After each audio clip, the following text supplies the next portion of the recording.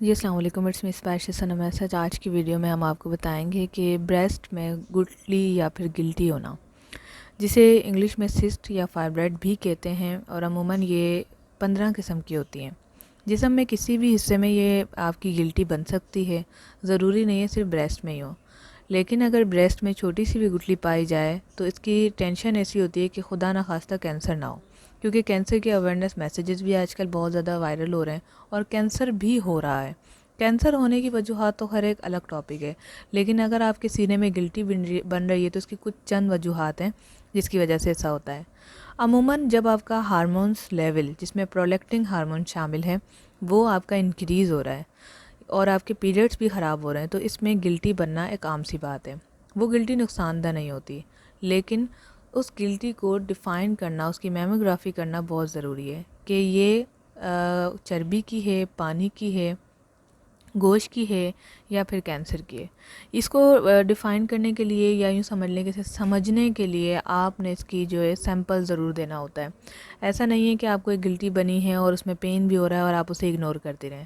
دوسری چیز یہ ہے کہ اگر پرولیکٹنگ ہارمونز بھی ٹھیک ہیں، پیریڈز بھی ٹھیک ہیں، پھر اگر گلٹی بن رہی ہے تو اس میں پریشان ہونے والی بات نہیں ہے۔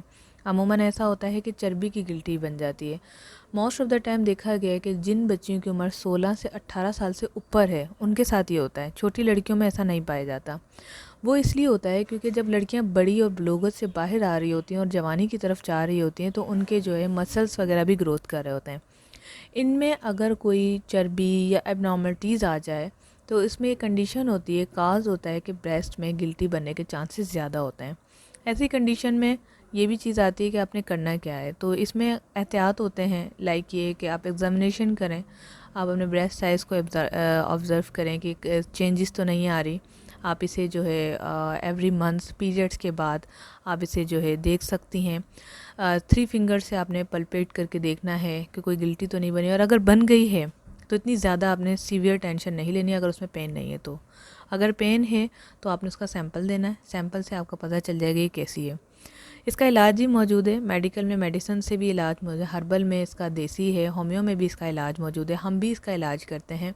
اگر آپ علاج کروانا چاہتے ہیں تو واٹس ایپ پہ رابطہ کر کے اپائنمنٹ لے کے ہم سے اس کا علاج لے سکتی ہیں۔ اس کے علاوہ بڑی بوڑھی جو ہیں کہتی ہیں کہ اس کو مساج کر کے ختم کیا جا سکتا ہے، اس کے بہت کم چانسز ہیں۔ ہم بھی کبھی کبھار جب ہم دیکھتے ہیں کہ پین نہیں ہے تو زیتون کے تیل کی 3 سے 5 دن مساج بتاتے ہیں، اس میں اگر انہیں افاقہ ہو رہا ہے تو ٹھیک ہے، ورنہ بند کروا دیتے ہیں۔ کیونکہ دیکھیں، پہلی جو سٹارٹنگ ویڈیو کی بات ہے وہی میں آپ کو بتانا چاہ رہی ہوں کہ ہمیں نہیں پتہ یہ کون سی ہے۔ کچھ ایسی گلٹی ہوتی ہے جنہیں مسلنا نہیں ہوتا، ملنا نہیں ہوتا، مساج نہیں کرنی ہوتی۔ کچھ ایسی ہوتی ہیں جو مساج سے ہی گل جاتی ہیں۔ تو یہ جب تک آپ کے اس کی رپورٹ سامنے نہیں آتی، میموگرافی نہیں ہوتی، تب تک ہم اسے نہیں فائنڈ کر سکتے کہ یہ کس چیز کی ہے۔